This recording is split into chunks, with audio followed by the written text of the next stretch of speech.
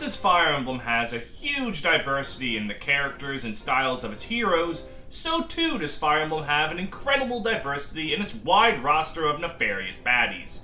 You have the tragic villains like Leon or Zephiel, whose falls from grace have wet the tear ducts of many a person. There are villains like Edelgard and Arvis, whose actions are coming from a place just as righteous, or arguably more so, than the hero.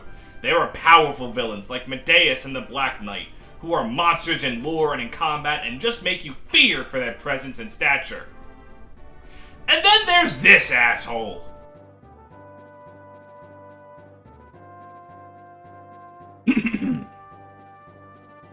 Raydrik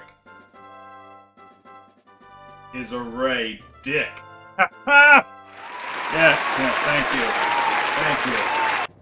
Raydrik is the main villain of Fire Emblem Thracia 776. Before the start of the game, he was a general of Connaught, a small kingdom in the Munster district of Yggdrasil. He was set to ally with King Caf of Leonster, Quan's father, to fight back against Trevant after Trevant committed this teeny tiny thing known as the Yid Massacre and was aiming for Leonster itself. However, Raydrik was a bastard man and betrayed Caf, striking him down and siding with the invading Thracians. But before Trevant could finish capturing all of the Munster district, Raydrik proved to be a double bastard, and betrays the man he betrayed his king for, helping the Granvale Empire kick Trevant out of the Munster district and take it for themselves. The new king of Northern Thracia, Bloom, rewarded Raydrik by making him the Duke of Munster, and, a decade and a half later, we're at the beginning of FE5. Which, while we're at it, is an important fact of Raydrik that's worth mentioning. He's just a fucking duke. All of the other main villains in Fire Emblem are like emperors or ancient war dragons, but Raydrik was just a general that got promoted. He has about as much power as a generic boss in FE4, which helps sell the smaller scale of Thracia's conflict compared to other Fire Emblems. Remember, all of Thracia takes place in the same area as just Chapter 8 of FE4, so a smaller scale villain fits with a smaller scale game. At the start of Chapter 1, Raydrik appears with his subordinate Wiseman, having snuffed out that Leif, Finn, and Nana were hiding away in the small village of Fianna. Here, he does the normal douchebag villain staples, call his subordinates fools, threatens innocent civilians, and of course, disrespects women. He makes really creepy comments to Marita and Nana, and then takes them away personally to go back to his castle in Munster. The fact that he takes Nana specifically is a solid choice, as players have bonded with her due to her time in Fire Emblem 4, so right out of the gate they hate Raydrik's guts once he takes someone they know and care about. After some pirate bullshit, 1 and an X chapters later, Raydrik appears again, where he's resting at the gate to Munster territory, his 2 lovely hostages in tow. The small conversation he has with the chapter boss lets us know he's not an overly cocky bastard like most villains of this type. He remarks that the Magi, a group of rebels, are nearby and tells his men to be prepared in case they make a move.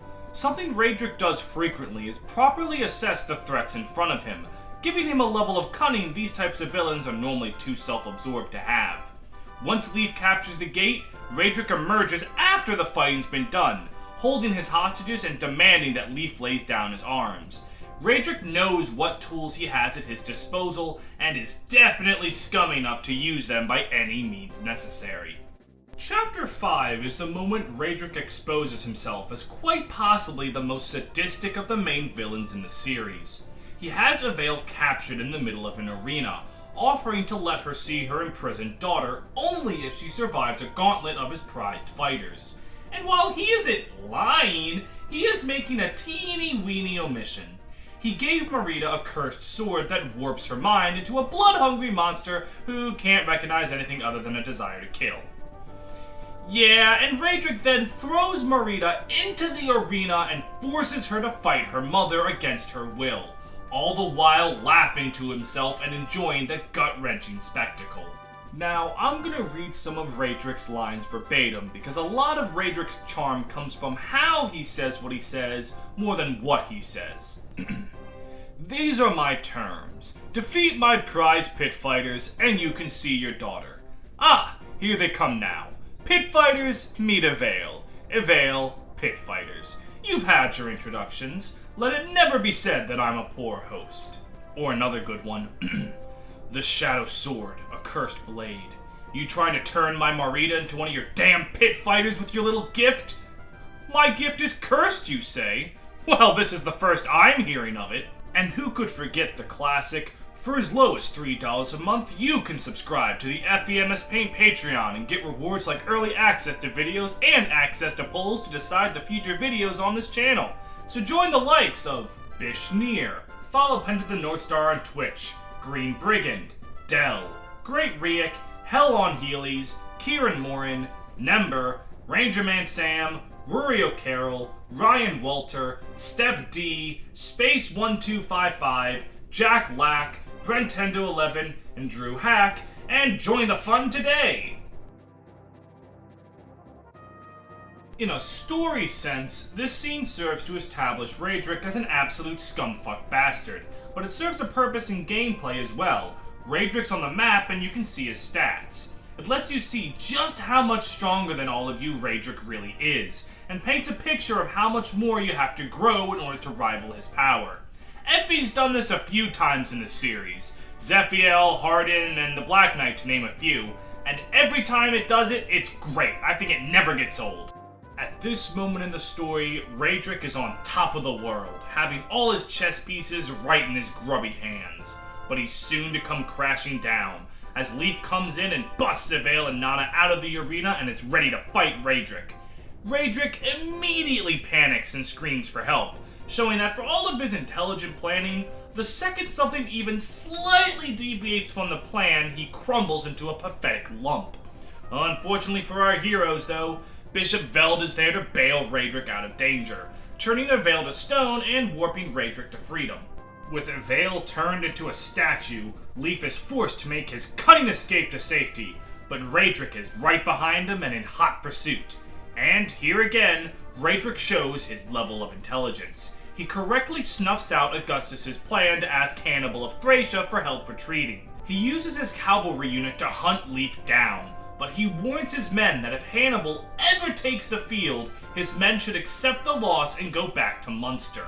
Raydrik knows what battles are worth taking, and his intelligence is actually something to give him credit for, even if it does all crumble to dust the second something unexpected happens to him.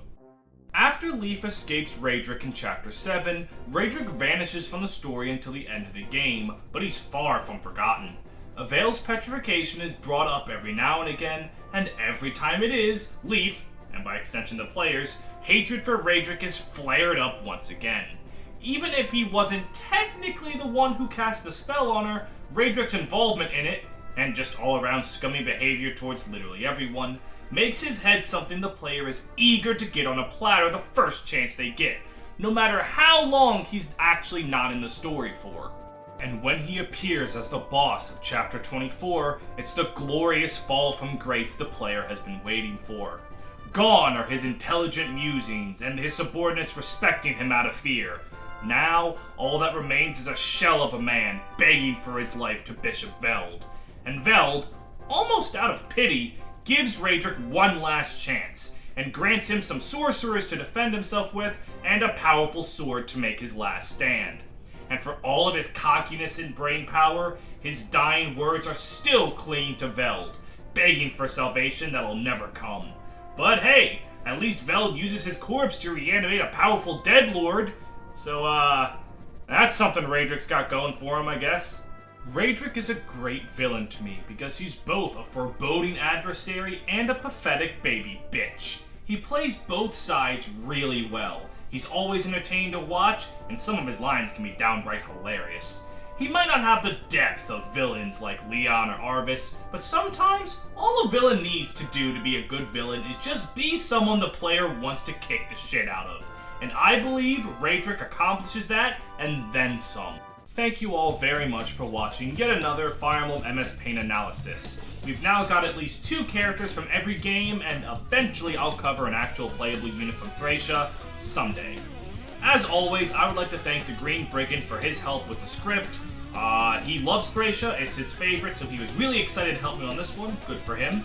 If you enjoyed the video, feel free to leave a like on the video, comment on the video, subscribe to the channel, ring the bell for notifications, join the Patreon, and etch my name into your blade for generations to come.